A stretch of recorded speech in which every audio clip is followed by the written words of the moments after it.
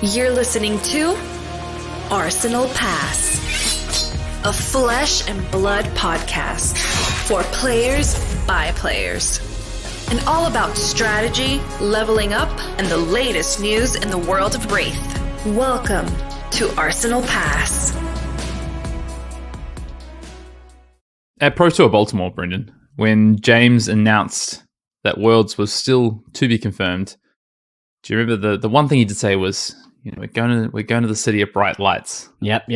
We all thought it was Paris. It was not. I don't think it was Barcelona either. Yeah. So it's the new set, right? The new set has been announced. All mechanologist set, and I guess that's very cheeky of James. I respect it. He got us with that one for sure. And then made us wait another 2 months. Thanks, James. It was all planned, actually. They were never planning to announce Worlds at the Pro Tour. They were trickling it to us so that they could reveal the new set like this.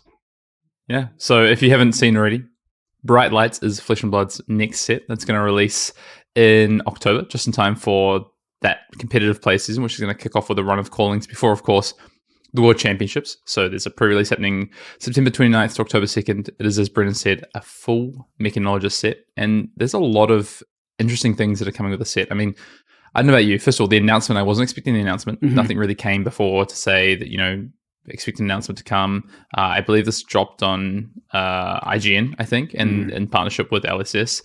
What we've seen so far is, well, what we know so far, I guess, is this is going to be a fully mechanologist set. The only non-mechanologist cards, as far as we know, is going to be in this new expansion slot, which is going to be replacing a token slot in some packs, which is going to offer, we know definitely, a reprint of Tunic, which I think is great for the game, but also other cards that can, as Legion Story Studio says in the sort of announcement for this, expand the story within the wider world of Wraith, or expand the tournament card pool of classes and or talents outside the core focus of the product, or serve as an avenue to reprint key cards such as Fiend or Spring Tunic, which is one of the cards possible to find in the Bright Lights expansion slot. Mm-hmm. Well, Hayden, let me get your thoughts. Let me get your first reactions on. I mean, this is completely. So, what's funny is that Dusk Till Dawn was it was a new take on Flesh and Blood design for supplemental sets, and then we're going straight from Dusk Till Dawn now into this new set, which is wildly different from any other Flesh and Blood set we've ever seen. It is a draftable set. It is a limited set that can be played limited, but a mechanologist only set. What are your initial reactions? So I knew that we were waiting for the announcement, or we were going to, you know, at some point. I was actually thinking about this the other day, about 2 days ago. I say it wasn't really expected, but 2 days ago I was thinking, well, usually after the previous set drops, the next set gets a release date, and we get some teasers for it. We hadn't had that, and I was like, this feels like actually a little bit late, you know, considering we should definitely have it for Worlds. In fact, we're going to have it, you know, much before Worlds. We're going to have it for Calling Dallas, Taipei, you know, Battle Hardened season leading into Calling Melbourne, all these events leading into Worlds. But I was thinking, I kind of woke up, saw the announcement, and thought, wait, this is meant to be a draftable set. And then, you know, Bright Lights, mechanologist set only. I was like, oh, it's another Dust. Oh, wait, no, it is a draftable set. It feels really weird to have. I mean, this is the most narrow. This is the narrowest set in terms of, you know, the available card pool for the current set of heroes and classes that LSS have come out with so far. We felt that with Dust Till Dawn, right? It's like, wow, this is quite narrow for a supplemental set. And then they doubled down and went even narrower for a draftable set. I mean, I'm super interested. I think my first reaction was, I'm not so sure about this, but, you know, it is a draftable set. They're bringing in some new things around this like crack shuffle play idea where you can literally just open 3 packs and play sealed. You know, you can just bring people in that way. There is a 4-pack sealed format that is now going to move forward with. So yeah, it's pretty interesting. I'm happy they're taking risks, and I do think that just like Dusk Till Dawn, this is a risk. I mean, this you know, at surface level, this feels like one of those sets that might be skippable for a lot of players that aren't interested in mech. I don't think that will necessarily be the case, but there could be a payoff for that, right? We could end up with a set that deeply expands the mechanologist class and leads to a much more engaging, you know, format and gameplay, etc. I think that if they're taking the risk of coming out with a set like this, they've thought about it. And you know, I put my trust in Legend Story, because this is absolutely not something I saw happening ever, to be honest, in Flesh and Blood. I thought we were going to maintain the formula of those 3 to 4, you know, plus heroes in a limited set. sort of giving people a lot of new characters to sort of role play as in class constructed, because I think that's one of the sort of the strong elements of these new sets is like you get a new ninja and you classify yourself as a ninja player. You get a new wizard and you're a wizard player. But I mean, this is literally just mechanologists. I think that although mechanologist in name, they will likely play quite differently, right? So, they might, I guess, surely, beneath the hood, they're kind of different. They're different classes in a sense, different subclasses of the mechanologist sort of superclass. But still, yeah, very, very interesting choice. And like I said, I put my faith in Legend Story for this kind of thing, and I'm happy to see them take risks at this point in the game's life cycle. It's really interesting. I remember something that James said to me, and I believe you had said he also said this at Baltimore. But he said this to me when we caught up in Singapore, that he kind of sees the design cycle of the year as like, okay, one set is really grassroots. It's about giving you, a lot of traditional play elements of Flesh and Blood. And this year that was Outsiders. Mm-hmm. And then there's going to be the supplemental set that's going to, be different. It's going to introduce things. Maybe some you don't expect, maybe some you do. We definitely saw that with Dust to Dawn. And then, there's going to be this marquee product once a year, which is just, it's going to be revolutionary. It's going to be something bringing to the table, something you haven't seen in TCGs before, or something you definitely haven't seen in Flesh and Blood before. And I mean, this looks like it's going to definitely deliver on that. I mean, this idea of moving to like a 4-pack sealed, because all the cards are potentially effectively playable, right? Mm-hmm. It's not like other sealed formats feel like, I have some from this class, some from this class. You're just going to have all mechanologist cards. Mm-hmm. It reads like there's no generics even. This idea that you have equipment starting your deck completely brand new to Flesh and Blood. So it's really interesting. I'm excited we're going to Metrics. I think Metrics is potentially one of my favorite places lore-wise, art-wise, and, original Mechanologist with Dash was super interesting to me.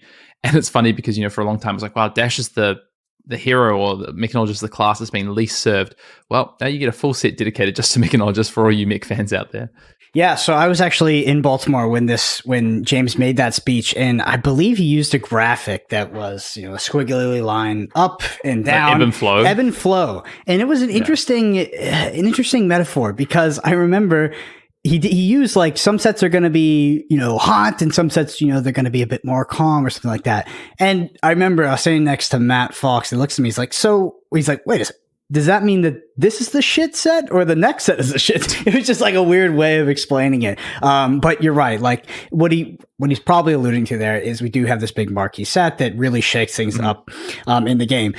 The sealed thing is interesting. It feels like something that was maybe adjusted sort of post-development in like, I don't know, game balancing or something. Like, it is weird, right? The 4-pack Mac. What I'm more interested in is the draft, actually, with every card actually being playable. Will that lead to a more rewarding drafting experience in Flesh and Blood? Because I think one of the critiques you could make of the game is that drafting experience, something like the not Outsiders, but Dynasty, not Dynasty, Jesus Christ, the one with 5. What God? Why is that slipping my mind? Uprising. Sorry. Anyway, where it felt like your choices were kind of locked in after very few picks, right? And I think that was one of the critiques that people have made about Flesh and Blood for a while, is that drafting just can feel a little bit on rails because you're lining up into these heroes, even though that's not necessarily true. How does that transition into a format where potentially all of your cards are playable? Maybe some of the cards in your deck don't suit the hero that you land in specifically, assuming all mechs, but still they're playable. You're not going to end up in a situation where you have cracked baubles, or you have these somewhat these decks. Those draft pods. They tend to happen at high level pro events whenever you make it to the top 8 or something like that, where there's just randomly 5 people in Briar or something like that. Well, it's not going to happen this time. That's really what I'm interested to see, Hayden, is how this transitions into draft in Flesh and Blood. Yeah, exactly. There's going to be 8 people mechanologists. Everyone's going to be in your class right now. Like, I don't know what you're going to do. Did you guys not see the signals? Like, what the hell? So this is where I kind of was a little bit worried when I first read the announcement. I was like, is this going to mean sort of the homogeneous nature of the set is going to make draft less interesting? Yeah. But I actually think probably it leads towards the other way, right? Like, you get more archetypes. You get, we've only seen Tick Lavosin so far from a hero standpoint, which we can talk a little bit about. But, there's also art for what looks like a new Dash as well. Mm-hmm. Is that or Dash IO? That's what it says in the sort of the footer of the artwork. do we get other heroes? Oh, is this a 2-hero set, and then what does that mean? Is there different ways to play these heroes? There could be other mechanics we haven't even seen yet. The equipment could really drastically, this starting deck equipment could really drastically change how you draft the heroes, for instance. We don't know. So look, I'm interested to see what it's going to be like. I Limited is probably my favorite format. I think I've said this a lot. And if this is, a top draft format, then I'm super excited for it. I mean, we're going to be drafting at Worlds, so definitely going to get the opportunity to draft a lot of it in the lead up to Worlds. One thing that scares me a little bit is that they haven't put any limited callings in, and I feel like if they really wanted to back this 4-pack sealed and this, or even just this draft format, they would have put in some sealed callings. That's pretty funny. That is an observation for sure. Also, I'm not sure. I mean, I'm thinking back on the previous Mechanologist cards, but if I think about like the setting of Flesh and Blood and the lore, because I'm a big lore guy, I feel like, Mechanologist and Metrics has been a bit more of like a steampunk vibe, right? This like weird sort of like early 1900s-ish, kind of like pushing the boundary a bit of technology and old age or something like that. But now we see Terminator Tank, and it's literally a freaking mech. It's like, what's going on? Like Flesh and Blood is now bringing in this, like, I don't know, this crazy futuristic technology. It's just something that stood out to me. I was surprised to see like a literal mech. Obviously the name is Mechanologist, but nevertheless, Terminator Tank specifically, I was like, Jesus Christ, what's going on? Yeah, I mean, we saw, the mech suit, the construct, Nitro Mechanoid. Oh, sorry. Yeah, I blanked. I suppressed Dynasty. I know what you mean, though. No, I know what you mean, though. I think the particularly with Arcane Rising, like it did feel a little bit, more steampunky as opposed to, as we've gone through, it's felt, a little bit less. But I think Mechanologist will always hold that kind of, it has this really interesting, it doesn't reflect any particular time in history or future. It's this kind of mix of what something could be. So it's really interesting. I guess just quickly before we kind of move on and, introduce the pod for the week, some of the cards that we've seen so far, obviously, so Tekla-Vossen's the first, and Tekla-Vossen Esteemed Magnet is the first hero we've seen. It says you may play Evos from your Banish Zone, which is super interesting. It's a 4 intellect hero with 40 health, and also says once per turn instant, 3 resources. You may play your next Evo this turn as though an instant. When you do, draw a card. That's quite a powerful upgrade on Kano there, Brendan. Oh, well, no, it's not, because it says once per turn. So, yeah, I mean, Kano would suck if it said once per turn. That's the big limiter here for, breaking design, is that. I mean, obviously playing something like this, drawing a card, the replacement of whatever you're doing, the resources you're pitching, very strong. But how do we get Evos into the Banish Zone? Yes, is my question. I mean, that's kind of the biggest question everybody's going to have when they look at Benedict Cumberbatch, Esteemed Magnate. But yeah, I don't know. Maybe it's powerful, maybe it's not. I would love to see a playable Kano come into the format. Hayden, I feel like it's hard to even talk about Tekla-Vossen without diving into what even is an Evo, and we do have one. We do have one, yeah. So Evo Steel Soul Memory is the first Mechanologist action equipment Evo-based head that we've seen. It has 3 defense. It costs 4. It's a blue, as I say. And it says if you have a base head equipment, transform it into this, then equip this. When this transforms from or into an Evo with a different name, your hero gets +1 intellect until the end of the turn. It has temper 1.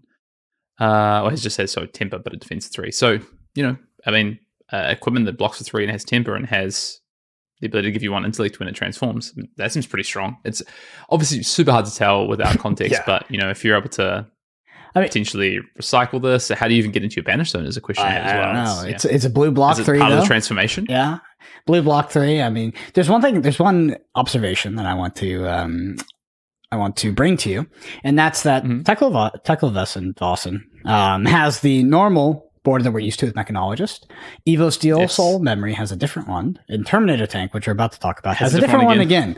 So I'm not sure what that means, because usually... That's exciting, though. Yeah, because usually it's on different heroes, right? It's weird to see it on just generic Mechanologist cards. Anyway, let's talk about Terminator Tank so we don't get ahead of ourselves here. Well, quickly, can I add something? So okay. The border scheme comes from where they're from, right? And there's always been this weird thing about Mechanologists. People were like, it's a talent, it's not a class, and James dispelled that, right? And it's clearly a class. But I think within that, what Mechanologist has a little bit differently is that it seems to have maybe areas within metrics or different streams of technology potentially that and give these different borders, and that's going to be interesting to see how that plays out. What do these different borders mean? Does it mean kind of just what I said? Are they from different parts of Metrix? Are they from different streams of the mechanologist kind of science branches? Like, that's what I'm interested to find out. Okay, so Terminator Tank is a mechanologist. Attack action. It costs 6 pitches for red. Attacks for 6, blocks for 3, and it says if you have 1 or more Evos equipped, this gets, when this hits a hero, they discard a card. If you have 2 or more equipped, this costs 3 less to play. If you have 3 or more equipped, this gets overpowering. If you have 4 more equipped, this gets +3. So, I mean, there's not a lot you can take away from this card. Like the base rate, obviously, can you even? That's the biggest thing I want to ask. It's like, if I have 0 to 1 Evo equipped, is this card playable? It's like, maybe not. But as soon as you have 2, I feel like it's gas. Like, this card is great. But it's go ahead. 3 cost on hit, discard a card, right? Yes. At that point. Fantastic. One of the best cards we've seen. But I don't know.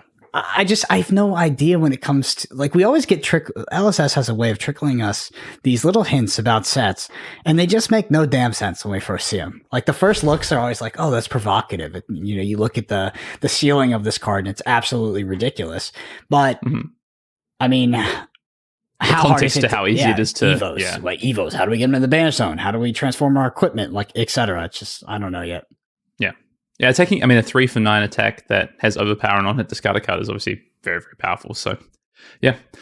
And then, of course, there's these new base equipments, which you can go and check out. They're called Proto Base. And there's one for each equipment slot. It's obviously going to be very important to the format. And yeah, as I say, pre-release happening 29th of September to 2nd of October. Set officially releases on the 6th of October and will be available for play for the events after that. I think, I want to say, I think there's a Battle Hardened the weekend of or the weekend after that. And then I know Taipei is the weekend directly afterwards, after the release. And then Dallas is the weekend after that, 2 weeks after the pre-release. After the release. So yeah, it's going to ramp up very quickly with events. Once we get through this national season, we're going to be straight towards a Bright Lights preview and pre-release season. Then, you know, the Bright Lights season culminating in Worlds. Mm-hmm.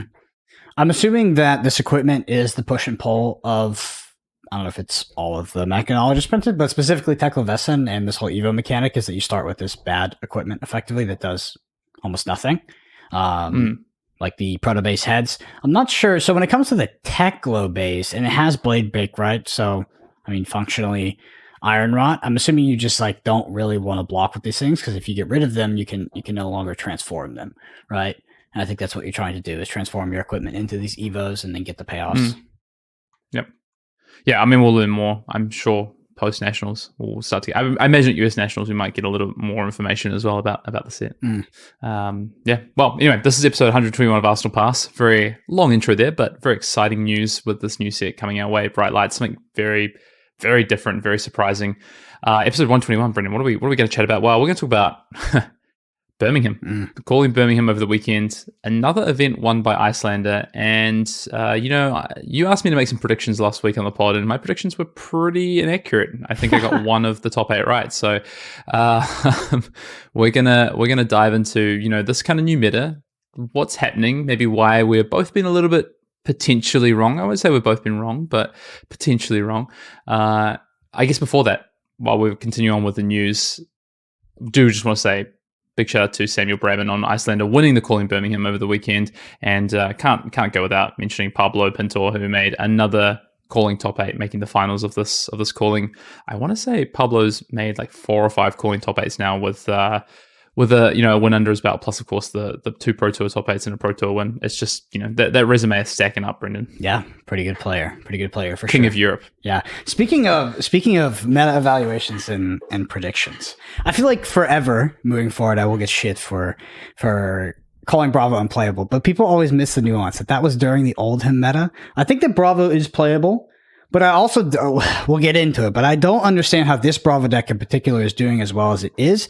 And because I don't understand it, we're trying to get Pablo on next week so he can come tell us, what the hell, dude? You're playing Wish.com Oldhim over here, and you're doing so well, you know, making it to the finals, ultimately losing to Icelander. But the deck, I mean, looks to be performing well. Looks like it's doing good against Lexi. 3 of the top 8. Yep, 3 of the top 8. I mean, I was surprised. I'm not going to lie. I was surprised, but looks like Oldhim's sort of fundamental game plan was so powerful that you can put it into a Bravo shell and still have success with it. Because fundamentally, that's what it looks like it is. Obviously, they have access to cards like Crippling Crush and now Starstruck. Nevertheless, the sort of turn-by-turn game plan looks very similar to what we saw with Oldhim. Well, I guess just before we get into main topic and kind of Cookout, that Brendan might have preempted a little bit of that.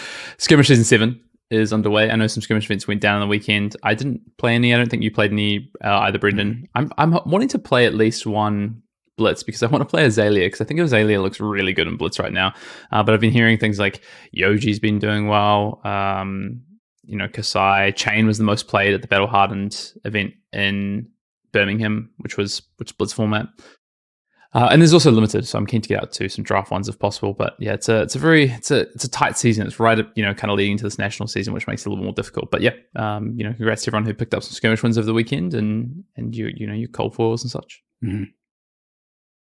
Kind of Cookout time, Brendan. I mean, I feel like you kind of answered this question a little bit already just then, but I'll let you expand on it if you like. But I have to read this out. This comes from our community Discord, the Arsenal Pass Discord, which you can join if you're an Arsenal Pass Patreon. Otherwise, you can get your questions and you can drop them down on the YouTube comments below. You can email us at arsenalpassfab@gmail.com. You can DM us on Twitter. You can tweet at us. Do whatever you want. Pass us a note at the next event that you see us at. This comes from Guy, and Guy says, at Brendan, regarding the results from the UK Calling, would you say that Bravo is a legit deck now? Other than the addition of Starstruck, the deck didn't get much new tools from Dusk to Dawn. Was Ultim the only thing keeping him from being one of the top decks of the format? Was Ultim keeping him? I don't think so. I think Ultim was just a better version of him. I really do. I think that there was almost no excuse to play Bravo when Oldhim was a hero, except in some ridiculously narrow meta, like maybe Mono Fi or something like that. Nevertheless, I wonder if this is the same Guy that helped teach me Kano back in the Skirmish Season 1, Skirmish Season 2. Oh, maybe. Maybe. New additions to the deck. I mean, Starstruck is a good addition. I'm not sure if it's like a fantastic addition, but it seems like a good card and adds to sort of this ability for Bravo to time walk some of its opponents via things like Spinal Crush. I mean, Crippling Crush kind of has that effect, and now you have Starstruck as well. I mean, maybe that package is just enough. Like I said, though, earlier, watching Pablo play in the top 8 does look like the sort of turn-by-turn game plan very, very similar to Oldhim. I guess the difference is the sort of pivot turns where instead of presenting raw damage, like a, attack for 10 or something like that, you are presenting more relevant on hit triggers that your opponent simply can't just ignore, right? Things like Spinal Crush, and they kind of just shut a lot of decks down. Yeah, I mean, Oldhim played Spinal Crush. Oldhim played, I should say Crippling Crush as the example. Yeah, the Crippling Crush and the Starstruck is obviously the difference. But those cards cost more than, say, like if I compare to our Ultimate deck that we played in Singapore, for instance, Disable, Chokeslam, all of our CNC, like all of our attacks basically had on hits. That's the way we kind of built that deck. It was almost like a little bit of an Ultim Bravo hybrid to an extent. But I kind of, I agree with you. I think it is a big part of it is Ultim not being there just as the best Guardian, to be honest. And you look at these lists, and I think this is the one thing that kind of surprised me about this weekend, and the reason I didn't have Bravo in my kind of, doing well necessarily is because I thought people were going to adapt. I think, you see them with these kind of like mini Ultim strategies playing Titan's Fist and the Buckler, right? Is it called the Buckler, the big equipment? I mean, it's a shield that's a circle, so it looks like a buckler. It's called Steelberry Buckler. Yeah, it's the one that has 2 defense and temper.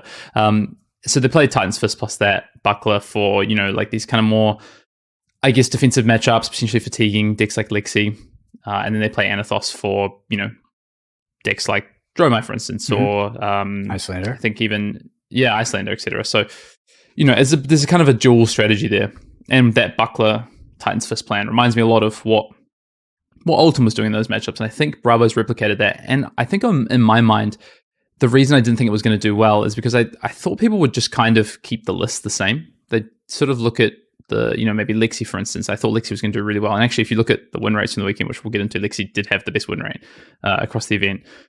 That Lexi's would just mostly keep the same shell, expect Bravo to be there, but also just have the same plans. And, in my eyes, Bravo's plan versus Lexi is worse than Ultim's plan because you don't have the shield, you don't have Rampart, you have this Buckler instead, so it has 2 uses.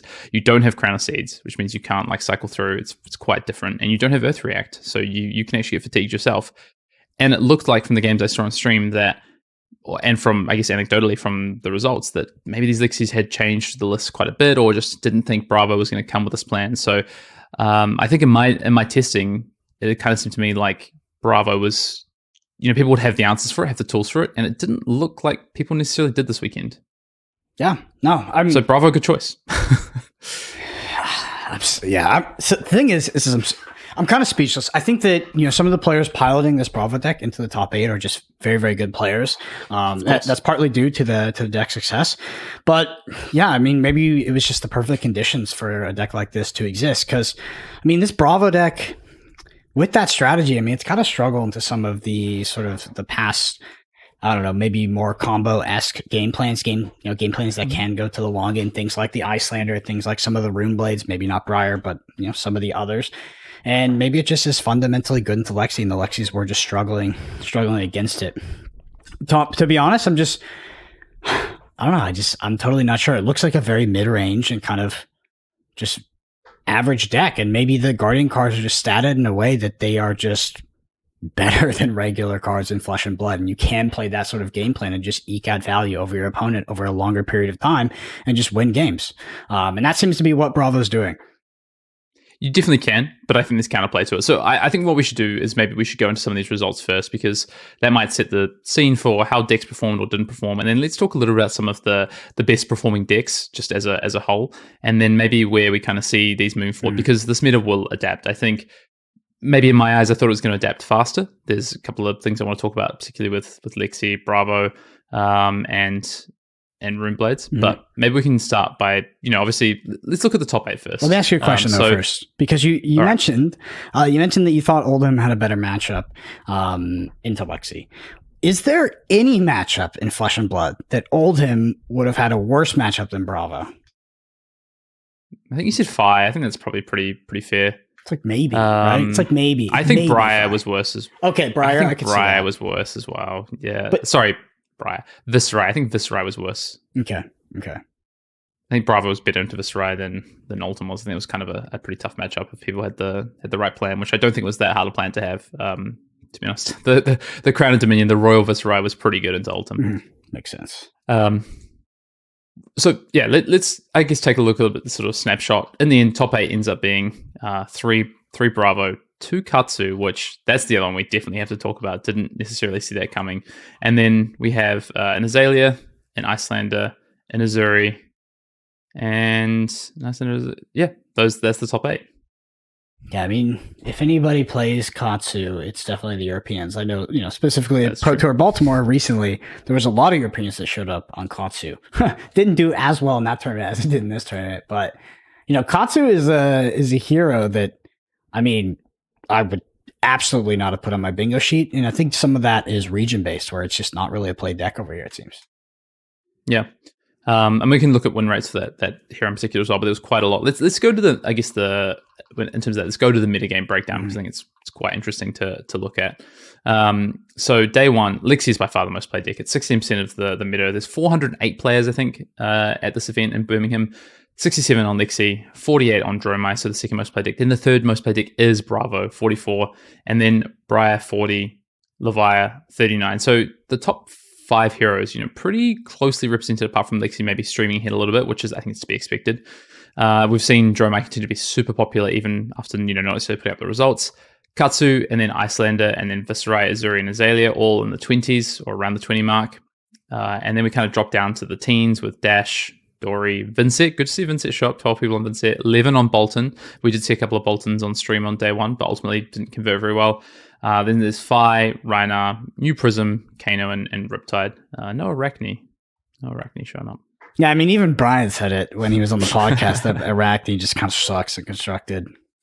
Not a lot of redeeming factors. But good to see a bit more Bolton. And then in terms of that conversion into day 2, so the day 2, Lexi has still the best conversion into day 2. 94 players in day 2 of the calling, 23 on Lexi, 13 on Bravo, and then 11 on Dromai, so a bit of a swap there.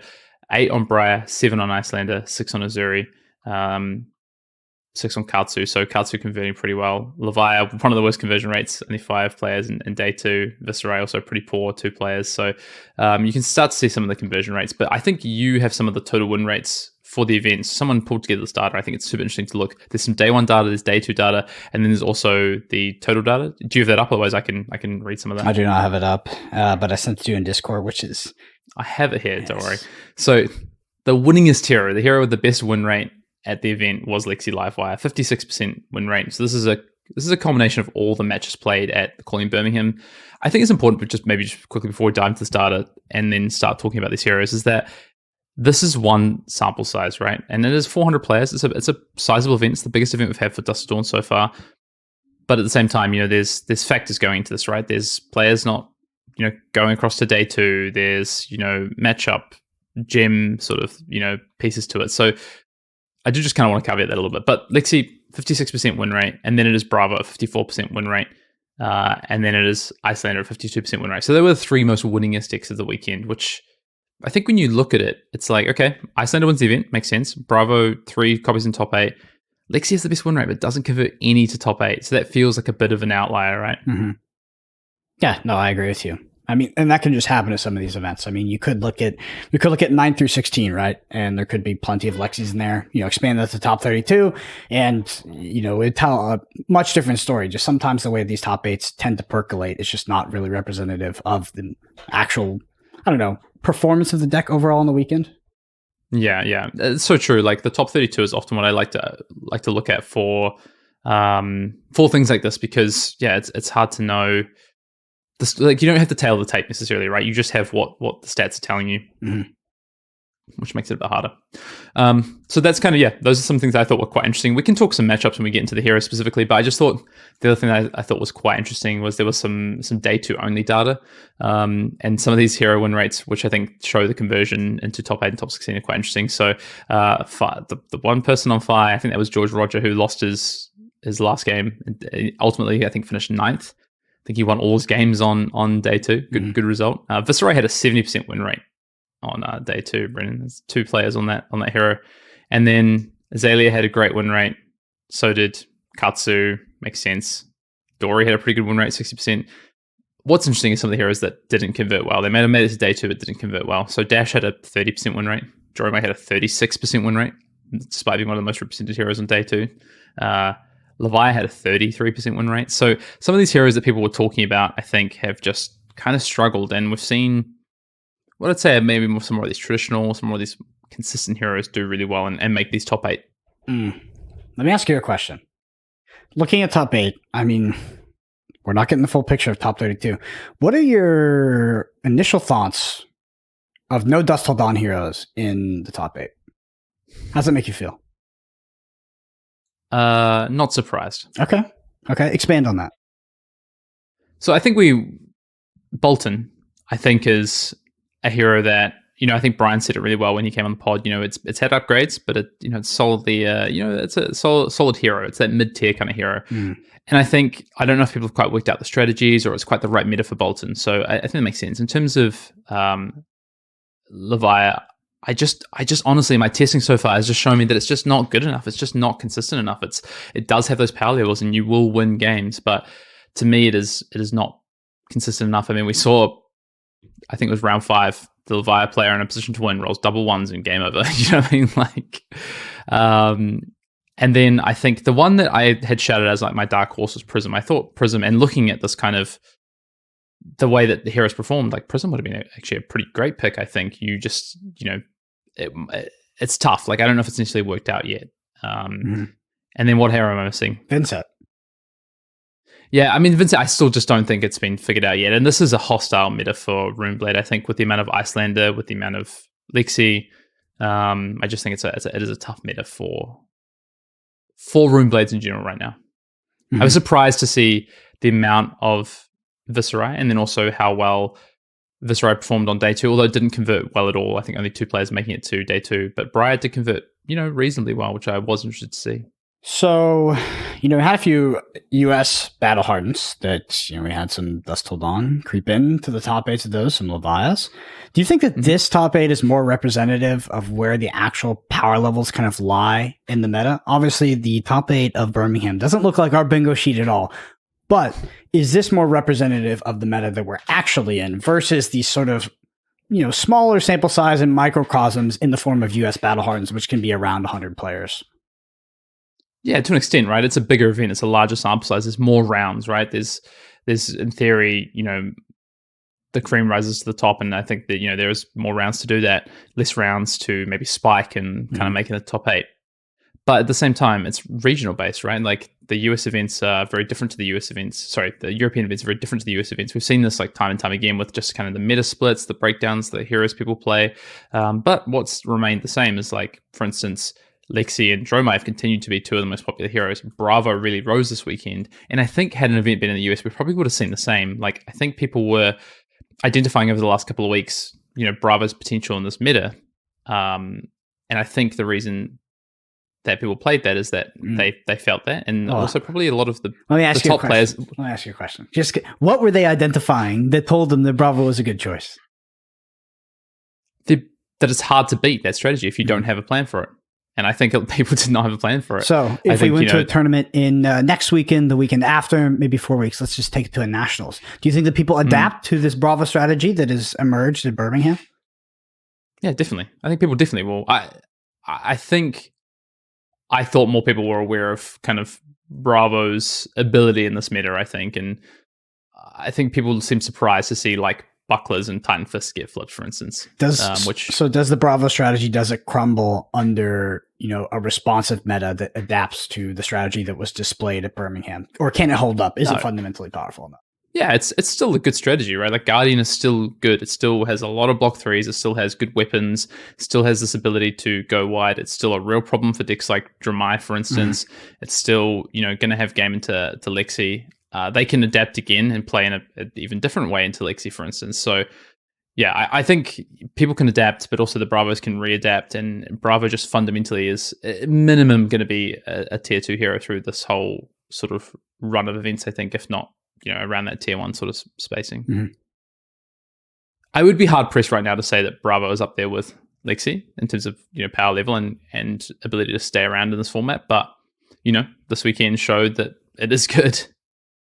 Yeah, for sure. And I think that's, I also have a hard time seeing Bravo keep up the success as we go into the weeks. But that's why I reached out to Pablo. I was like, hey, Pablo, come on. Come tell us why this hero is good and why it's going to remain good. Because, when I saw that strategy, I had flashbacks. I had flashbacks to seeing Oldhim play. I was like, this is basically the same deck. But it's a weaker shell. It is. It looks like it to me. I mean, I could be wrong. Maybe Starstruck is that good. Maybe, drawing your Crippling Crush, which is crazy expensive, is good enough. But it does look like just a fundamentally weaker shell than Oldhim. And we saw Oldhim, Hayden and I both believed it was the best deck of the last format, but we saw it not have success some time and time again. We did see Lexi rise up, kind of take over. I think we transitioned past that, towards the end of the meta. It was like, okay, Oldhim is really the narrative here. Nevertheless, I'm inclined to agree with you, Hayden. Consistency is always good. I think it's like a hero like Dash, right? We don't talk a lot about Dash except when it wins these callings, seemingly, out of nowhere. But Dash is a hero that has good consistency. Now, I think it has some pretty poor matchups in a meta, but it has the ability to win any game, and then it does have some just good fundamental matchups outside of that as well. Ultimately, I think on the weekend it had one of the worst win rates, and it was quite well represented. I think it had like a 42% win rate across the event. It's won 2 callings this year already, and I just think consistency is the thing that's going to drive Bravo to continue to be a force in the meta. And it's a word that we talked about a lot with Brian as well. It's the reason that I don't particularly want to play Levier in this format. Consistency and power as like a balance and scale. It's like, okay, I want to find the hero that if it's like an axis, right? Like an X and Y axis, I want to find the hero that's furthest along on both of those, right? That is just, that's where it is. But I would take consistency over power as like maybe like a 2-to-1 or like a 0.5-to-1 sort of thing. So I think we're missing a key chapter in modern, the current story of Flesh and Blood. And I said, what the hell is going on with all this Icelander success, Hayden? Because we talked about it in the pod already, but I'm going to repeat it. If we look back to the past meta, it was dominated by Oldhim and Lexi, and go, what was gatekeeping Icelander out? Most people wouldn't say Oldhim, they would say Lexi. Is the banning of bracers impactful enough that Lexi is able to now moving forward to consistently be successful in a Lexi dominated meta? You said Lexi is the most played deck. Nevertheless, we see, Icelander take on Battle Hardened, and then go win an entire calling. What's going on here, Hayden? I don't understand. Tell me. Okay, first of all, the Bullseye Bracer ban is definitely a lot more impactful than I thought it was, and a lot of people, not just myself. But I think fundamentally I was like, okay, it removes like an 8 damage sort of like play from your deck, right? But you still get to use that Snapdragon Scale as something else, which is true. But what it also does is just removes flexibility. It lets the opponent understand the play patterns a lot better and know where you can. It stops these like crazy endless arrows turns. Yeah. It kind of, you know where the kind of like ceiling is a little bit more with the Lexi turns, which is, I think, better than I thought it was going to be. There's also splash effect, right? It now has, you lose this arcane barrier, which is really relevant against Icelander. Well, it's somewhat relevant against Icelander, but also you now have to play just a much worse arm spot. Like, are you playing Hornet Sting? Like that card, it's Iron Rot with like a little bit of upside potentially. Like it's not good, right? Like the arm slot is now quite barren for Lexi. So that's one thing. When it comes to Icelander and this, I guess, ban or Living Legend and then the ban of Bullseye Braces, it's not just that's changed this matchup. I think people went towards what we saw Raya have success with, which is like this Arcane Icelander, right? Mm-hmm. And there's, Encase and Icebind and these ways that basically can almost like, plus Warmongers can almost like time walk, if not time walk the Lexi, right? Just blank the whole turn. The answer to that is Trench, right? Is playing the new chest from, is that from Dynasty? Yeah. Yeah. Playing Trench.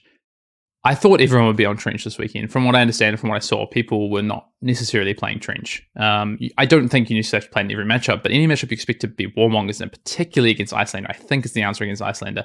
I thought people were going to play that, and we're going to see it. And it sounds like maybe we didn't. Maybe people hadn't quite adapted yet to play this Trench plan, or maybe they had Trench but didn't adjust their deck to be able to play with it a bit better. But that gets you out of these like situations.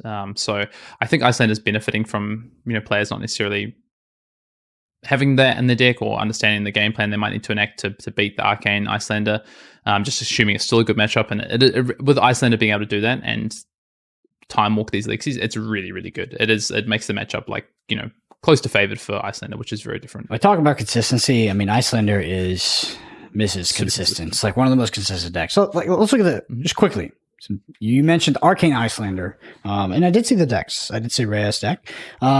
The deck that won this tournament is, kind of Arcane Icelander, but also this is Wounded Bull Icelander. It does have the Encase, of course. It also has Channel the Bleak Expanse, which you were telling me earlier is quite a good card versus Lexi. Outside of that, very par for the course on the rest of the list in terms of what Michael Hamilton brought to like the World Championships. Like it is that list. It has the Wounded Bulls, Fameless Fighting Spirit, has got down to 2 Enlightened Strikes, 3 Scar for Scars, etc. So one thing I'll say is if Icelander actually does start to rise in representation, and there is a dichotomy between like, maybe you're trying to pick between the Arcane version or the Wounded Bull version. Like in the mirror, I feel like the Wounded Bull version absolutely shits on the Arcane version. Like it's not close. Honestly, if you play an Icelander mirror of a Wounded Bull, like both players on Wounded Bull decks, it feels super high variance on not who draws Frost Hex or any of that shit. It's whoever draws Wounded Bull and stuff like that. Wherever one per turn. Yeah, exactly. And it actually, it's not a really fun matchup to play. But yeah, it'll be interesting because I think that if people look at the result of the Calling Birmingham, they look at the past Battlehardened results, Icelander should start to rise in popularity.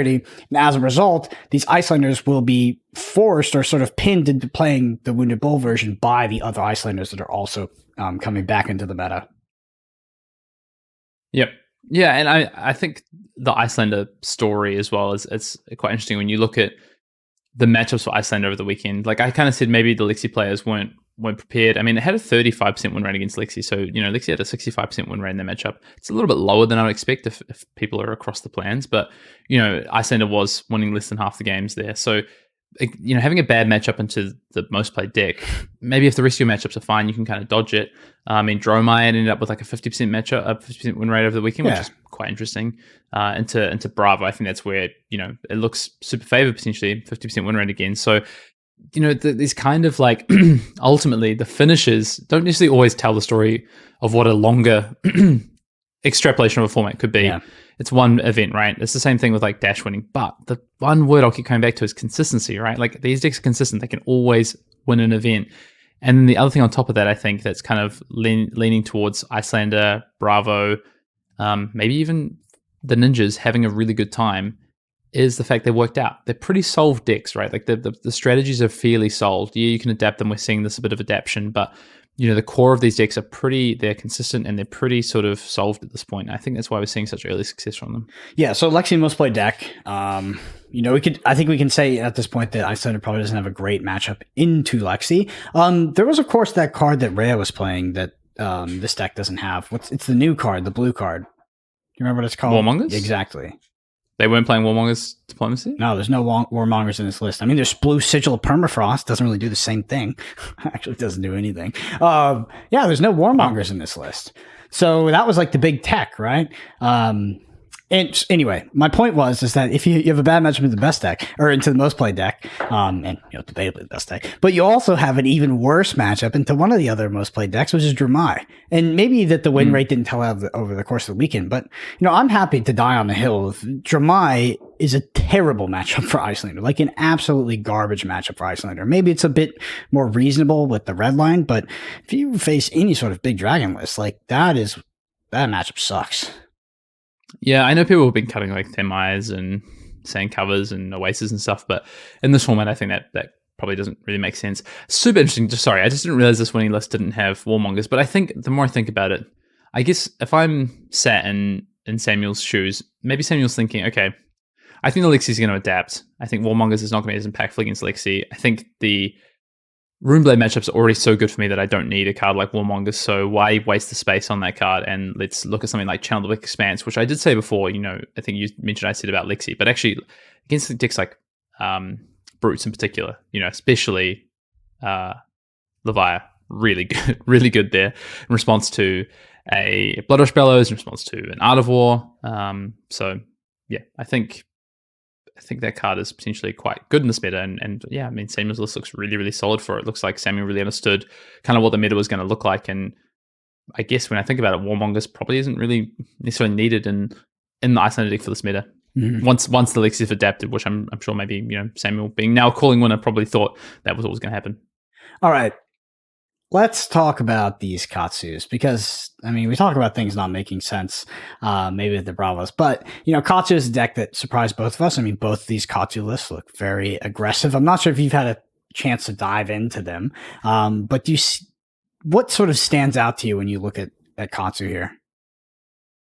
So I actually watched the top 8 match with the Katsu player playing against Sebastian on Bravo. And I think his list was a little bit less aggressive, had a bit more sort of mid-rangey sort of outputs. I think Katsu, like I say, super interesting choice. I guess with the Katsu plan, the idea was probably, expecting a lot of Dromai. Icelander isn't that bad for you. I mean, I don't know what kind of the win rate over the weekend was for Katsu to Icelander. Yeah, it looks about 50%. I think I'm trying to justify why people choose Katsu over Fire, basically, is the first thing I'm trying to understand. And I think the reason is probably more game into decks like Icelander, more game into decks like Leviah, more game into decks like Bravo potentially as well, rather than Fire. But I mean, my experience with Katsu has been that it's tough. Like, I just feel like you're never really super favored into a lot of these matchups. Even your best matchups feel like good, but not necessarily that good, and your kind of tougher matchups feel really tough, to be honest. So I was definitely surprised to see Katsu do so well. I think probably these players know Katsu really well and were able to leverage that. Because I think when you look at the Katsu win rate overall from the weekend, like, it was negative. Like, it was a negative win rate for Katsu for the weekend. And I think we saw that PC Baltimore as well. Like, Katsu showed up with Team Poland, and I think brave choice and some awesome innovation stuff, but ultimately it didn't perform that well at Baltimore either. Yeah, no, that's true. All right, Hayden, anything else you want to sort of tie up this retrospective of Birmingham with? Let's talk a little about Leviah, surely. Okay, go for it. One of the most played decks of the format, one of the worst win rates of the event. Mm-hmm. Sitting right up there with, Bolton, Vincent, and Dash. Next is, or Prism. Actually, Prism had a tough weekend, and then it is Leviah, 45% win rate. First of all, I think it hasn't been figured out, right? I think there is something there to harness. I think the consistency is a real issue. I don't know how you build Leviathan. I've tried a few different ways so far. I've tried ways that are more consistent but feel less powerful and not good enough, against a format that has Lexi, that has Icelander, that has Bravo. I've tried ways that are more powerful but just less consistent, which feels like you're just literally just taking dice to your event, which doesn't feel good. So yeah, I don't know. I don't know if there's something more to be worked out, or Leviathan has gone from an absolute D tier hero to like a C tier hero with the new cards and the demi hero. I mean, at this point, it looks like Dusk Till Dawn gave the D tier to C tier makeover to a lot of heroes. But I don't know. Look, too early to tell. It's too, like the two new heroes I hold out hope for. Yeah, me too. I'm genuinely not holding out hope for Bolton. I will not hold my breath for that hero's design. But I agree with you that looking at Prism and looking at Vincent, they are puzzles to solve. And I don't know. In the current state of Flesh and Blood, I think that the general hive mind of the player base is 10 to 100x what it was a couple years ago. So it does surprise me that if it can be solved, that it hasn't been solved yet, because players are so good now and there's so many of them. Nevertheless, those heroes are confusing for sure. Well, you're holding your list till nationals, aren't you? I mean, I was absolutely trolling about the Vincent thing. I'm just going to play a wizard. I heard that some people were like diving into your comments and thought that you were being serious. That's why I had to laugh and just make sure that people knew it was definitely no, definitely Classic trolling. Brendan Patrick. I will be on a wizard almost 100%. Yep. Yeah. What about Dromai just quickly as well? Second most played deck of the event. Nothing in top 8. The conversion to day 2 was okay. It had a 50% win rate of the event overall. Had a really tough day 2. Not sure if that was just pairings and stuff, but I don't know. What's your thoughts on Dromai? Like, where's it sat? I think it lost its biggest enemy in Ultim in my eyes, but is still struggling. So, trying to evaluate Dromai, looking at the data from a large event like a Calling or even a Battle Harden, I think is a lot about seeing the forest through the trees, because it just has one of the worst conversion rates. Always. For some reason, it's whether the deck is challenging to play, it's hard to build, people are on different builds, gem format, etc.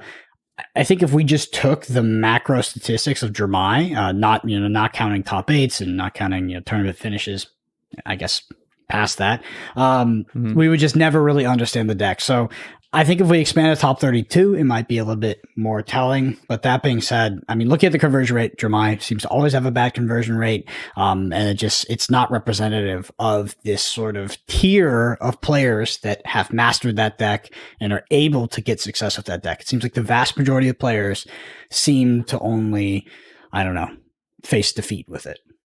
That's so interesting. When I look at this current format and I break down all the heroes, and I did this recently, I just kind of went through all the heroes, thought about my experience playing them, where I think the strengths and the weaknesses lie. Like, to me, Dromai is in that kind of upper tier of powerful decks in this format. Like, it's like, for me, it's like, okay, Icelander, Lexi, Dromai. To be honest, Prism, I think, is the other deck that's up there, where I'm like, these decks have power and consistency, and I think are potentially really good, but it's just like each of these have a little bit of a downfall. And then under that is like more of the consistent heroes. It's like Fi, Bravo, Briar potentially even as well, Dash. It's such an interesting... the game has actually shifted a lot in the last 2 formats. We don't have to evaluate this format in a vacuum, right? As like just what we've seen till Dusk Till Dawn. We can just look back to the previous format before Detail D2 released, and we just go, what was gatekeeping Dromai? And I think it was more Oldhim than anything else. I think you actually had a very bad Oldhim matchup. And I know that the player base is split on that, but if you don't agree, just go look at Pro Tour Baltimore, the coverage. You will see Dromai get absolutely just clinically, surgically picked apart and just lose those games. 2 good Oldhim players. So yeah, I mean, if the biggest gatekeeper for Dromai has left the format, then why is Dromai not seeing more success? You would expect it to see more success, kind of under the assumption that Dusk Till Dawn, at least up until now, has been, I guess, less relevant than more, right? It's not like the new Dusk Till Dawn heroes and cards are what's potentially gatekeeping Dromai out of the format. Yeah. Unsure. I think, obviously, the rise of aggro to an extent. I mean, Runeblade was pretty well macro rooted into this conditions format. change, yeah.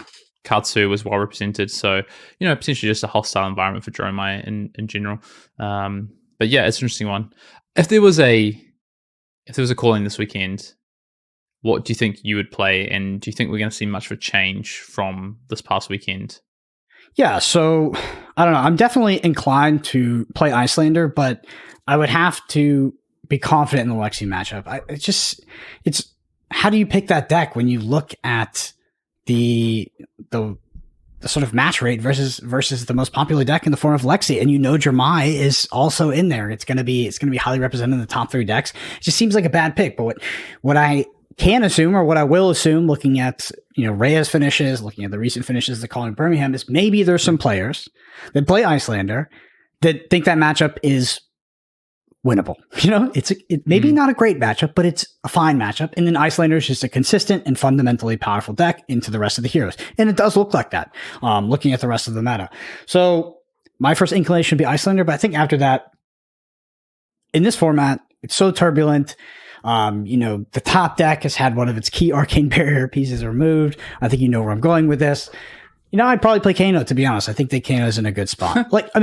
It could be. It's in a fine spot. I know one of the players that I'm testing with for nationals, Peter Budensek, has been playing the hero and also agrees, right? And has been seeing success with it. Maybe not the success of winning the entire event, but the meta conditions seem to be sort of vacillating to a place where maybe Kano could be good. And I think that, yeah, it's probably what I would look at, but it's always what I look at. It's one of those questions where I'm just going to give you the same answer every time, and then I'm just going to default to just a consistent and fundamentally powerful deck if the Kano litmus test fails.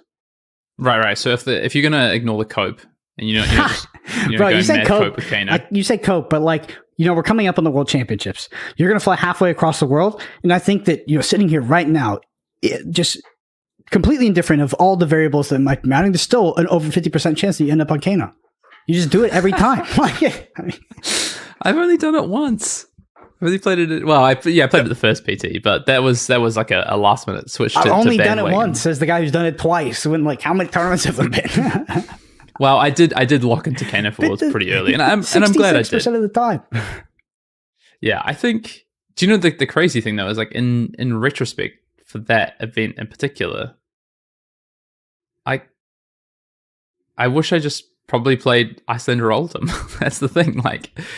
It's tough. I don't know. My view on how to prepare for an event has definitely shifted since that World Championship. I'm hoping I'm trying something different for nationals this time around. I'm hoping it works in my favor. It's something that I tried for Singapore and seemed to work well in terms of result. Again, I won't focus too much on the result. We'll always focus on the journey and the process. And I'm pretty happy with the process at the moment of how to approach these events. But it's definitely different to what I've done in the past. And I think it makes me want to play decks like Kano, like Levia, whatever, a lot less, to be honest. Yeah, I do think that Kano is one of those decks that the fire starts to burn, and then you make a suboptimal choice because it starts to burn. Yeah, I genuinely believe that deck is just, if you play that deck, you're just cooler than everybody else. That's just how it is. True. And people, you can tell, you saw the whole crew from California. You can see that spark light, and now they're just the cool kids. They rock on the events. Everybody's like, yo, is that Chris Iali? I heard he plays Kano. It's like, I don't know. Yeah. Well, you know what they say, when this fire starts to burn, it starts to spread. It spreads all the way to you playing in the Calling on the second day of the Pro Tour. Yeah. So. True. Yeah, and everybody has extra arcane barrier because they're ready. Yep, been there. My favorite thing. Okay, well, look, I'm super interested to see where this format goes. What is next for us? We've got a couple of Battle Hardens. Well, actually, I think just one, right? And then we've got national championships, US nationals, and the Calling, the US Calling, Calling Las Vegas. That is what, Brendan? We're less than 4 weeks away from that. Mm-hmm. Yep, 4 weeks away exactly by the time this pod drops.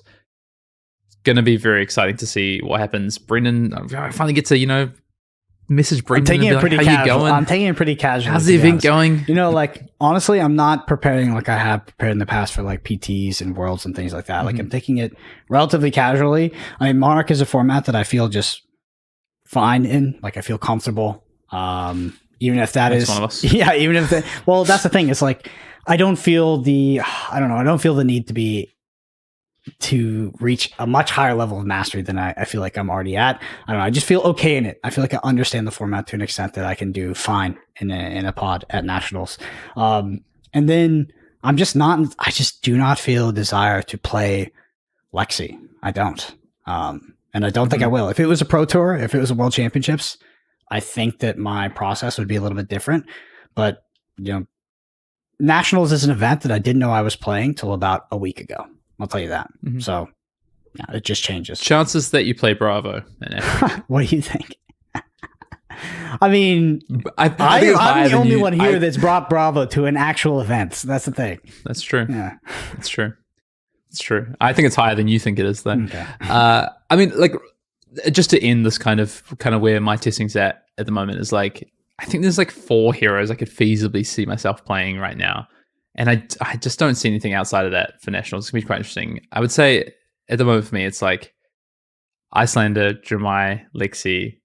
And then I think the 4th isn't Bravo. I think it's Prism.